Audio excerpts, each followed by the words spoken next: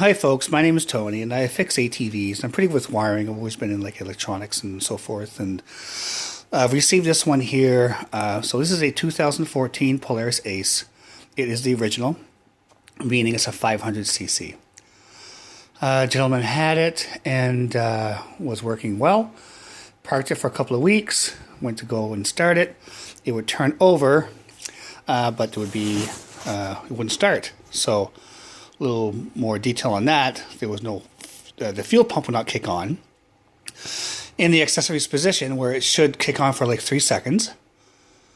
And there was no spark either. And the dash would display a check engine light. There would be no indication of what gear you're in either.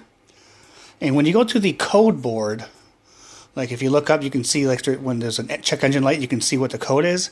It wouldn't show it. It would be like an E at the very beginning, and at the very end it would be like a little tiny O and an F. And I don't know what that is. I could not find what that meant.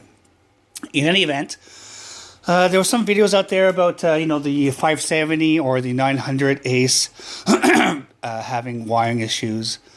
When you go to download, but this is different from those two models. It's not located in the exact same place, and the wire coloring is different. So when I went to download the wiring diagram for the 570 and the 900, which are both similar to each other, they talk about the dark green and the yellow wires not having continuity to the ECU, and there was a fused link in there. And what a fused link is, really quickly, is like a fuse, but it's actually just a thin wire connecting to a thicker wire. And where it's thin acts the same as a fuse. Those are usually covered by a rubber or some boot or somewhat. And so when they blow, you gotta kind of dig into it and figure it out and use your continuity and a tester and so forth. So this was not the case in this. So it is a wiring issue, and it's a spliced link, and that just means. So if I look at the wiring diagram, which I downloaded from eBay, I need to back up a little bit. So I had those free service manual downloads from the internet, and I found the 570 and the 900. They're kind of similar, but the wiring is not the same. It's similar, but it's not the same. So I had to go on eBay. That's the only place I found it. It just says 2014 Ace. That's all it says. And then there's like 2015 570, but you can't find a wiring diagram that says 2014 Ace 500cc. That doesn't exist. It's just 2014 Ace. It's the original, assuming it's a 500. It's just assumed it's a 500cc. Anyway, sorry about that, but I'm just trying to bring you onto my journey and how I got here, right? Because I wanted to do some research on it before I just started ripping things apart. So what I've found, and so I found the issue, but I'll get to the end. You got to wait on figure out how I did that. So this is the fuse box, right? Just take off the cover. I ended up taking off the seat and the back plate just to give me some room to look at here. And I'm sorry if this video is blurry. This is a shitty old phone, but it doesn't need to be. Okay, so just bear with me. I won't make this too long, babbling already. Okay, so your fuse box looks like this. You get one relay, then you get 2 relays, and you get 3 relays. 1, 2, 3, then you get this bottom relay here. Okay, so this is the chassis relay. Okay, that works. You'll hear it click when you turn the accessories on. This is the EFI relay. The next relay is the fan relay. The next relay is the fuel pump relay. Okay. So looking at the wiring diagram, I noticed that this relay here needs to work for these two others to work. Okay.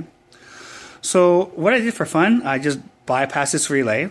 So pin, I'll get a little pointer here. So pin 1 should be 24 volts with the accessories on. There is not. So what I did, I just bypassed. This is the in, this is the out. Okay, right here, pin 1, 2, 3, well, here from this angle, 4, but it's actually 1, 2, 3, 4. 5, 6, 7, 8. So it's pin 5. So pin 2 and pin 5, short those, and that just bypasses the relay. These two kick on, check engine light goes out, you hear the fuel pump, and you press the brake, turn it over, and it starts. Works like a dream, just by bypassing this relay. Okay, great. Fix? Well, not really. Root cause. What's happening there? So looking at the wiring diagram again, so this is pin 24 here, right? So this is a yellow fuse, it's 20 amps. Here is the in and the out for the EFI power, right? So this is the EFI fuse for the EFI relay that goes right here. This pin here, pin 24, so again, 1, 2, 3, 4, 5, 6, 7, 8, 9, 10, 11, 12, so it goes from down, up to down, right? Pin 24 is this fuse here. This fuse here, looking at the wiring diagram, goes to a splice, meaning that there's like a couple of wires joining to a few wires. And they wrap that up and they put a rubber thing over it. It's supposed to be in continuity with pin 1. The back of pin 1, just for reference, it's a red wire with a white stripe. So if I do a continuity check between this pin 24 and pin 1, this should be beeping, and it does not. All right.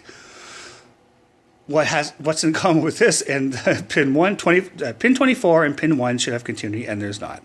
So then you start looking and probing back, looking at the wiring colors, and it traces back to, yes, a splice. Not a fuse link, but a splice. Fuse link, yes, maybe on the 900s or the 570s, but on the regular 500cc, it's just called a splice in the wiring diagram.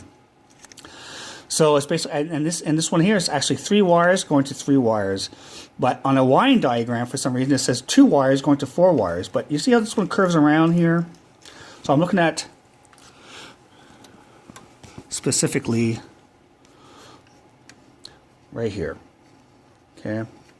This this red and white stripe, right, is continuing with this pin 1. Great. This is just a splice, meaning that this should be continuing out here in the red and white wire. And when you do a continuity check, it doesn't. So I started there, sorry. Right, so anyway, so all these wires from here are supposed to be continuing with here. In here, there's going to be some sort of solder or wraparound or whatever. It's covered by a piece of rubber. This rubber here, I'm trying to cut it out. It's really, really hard to cut. It's brittle, like it's been in the sun. So you can tell, I was like, oh, okay. So I just started taking it apart and I could see green corrosion. So I think my theory in the end, if I just take all this out, cut off the corrosion, link this with this, no fuse needed, just a splice, this is what it says in the wiring diagram, clean it up, protect it with whatever, black tape I suppose, and this thing should be factory. So I'm going to press pause here, and I'm going to take the rest of that boot off and see how bad it is underneath. Stay tuned. Alright, well, good news, folks. That's what it was. So I had to, this is part of that boot. It is so hard. I had to, this little piece here is actually soft. So this was over that whole section there. Most of it, I had to pick it off with my fingernail. It's like so brittle and hard. It was actually a job, it took like 10 minutes. So there we have it. Look at that. That all needs to connect together and be friends. So we're going to clean that up. And that obviously is the issue. I'll give it a start after I'm done. I'll show you the job, I suppose. But it doesn't matter. This is it for sure. Because I know, because all I have to do is bypass this relay, these two kick on, and everything starts. So just needs to get to the root cause, which is right there. This is going to be a common issue for sure. So, in case I didn't say it before, that is located where the fuse box is, and this video has never focused once, I don't think. And right below it, you got to dig into this wiring harness pretty far here, and it's not dark green wires like they saw on the internet, but for the 2014, which is this one here, it's white and red. And anyways, that's a pretty easy fix. Thanks, folks.